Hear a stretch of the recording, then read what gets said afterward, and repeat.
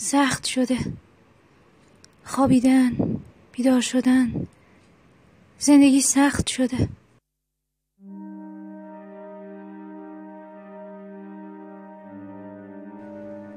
میخوام بگم خوب کاری کردی رفتی. این خونه با این همه رنگش فقط خاکستری به دلت میذاره.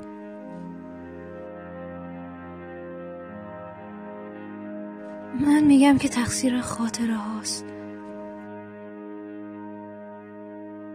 مثلا خاطره خیلی احمقی. مسخره.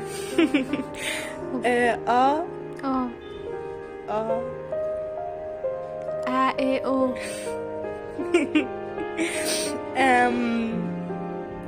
امروز با هم بریم سینما. مثلا خیال، خواب، خستگی.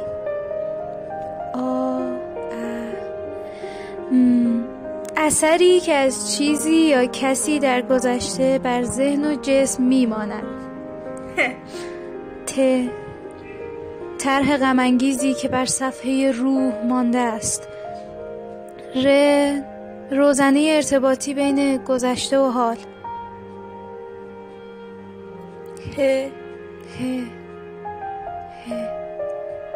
هوا، هوش، هوا. میدونی این تکرار اذیت میکنه. این تکرار سنگینه.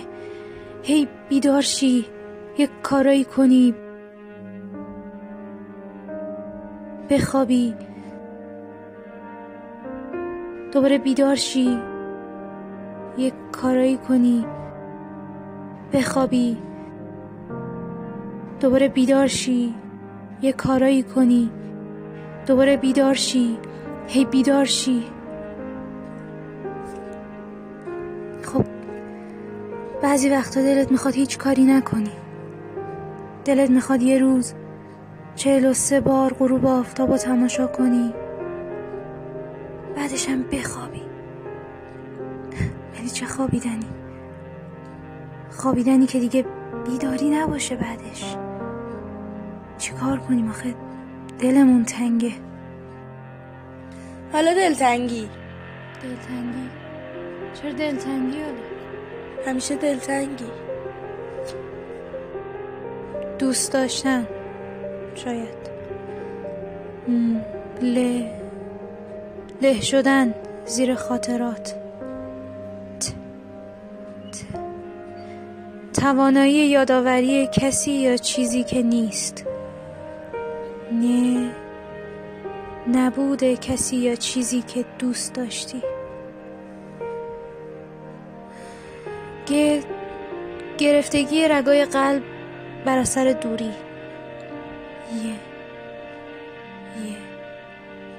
یخ زدن. تو میدونی این پژمردگی از کی شروع شد؟ میدونی کی تموم میشه؟ مثلا قبل از اینکه بری آخرین حال خوبت یادت بود؟ الان چی؟ بعدن چی؟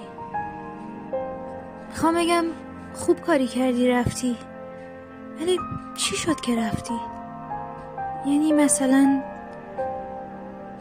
میتونه این باشه که دیگه هیچ وقت حس نکردی که فردا روز دیگری است.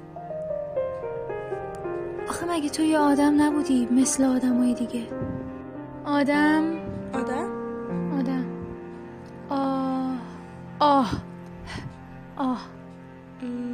درد.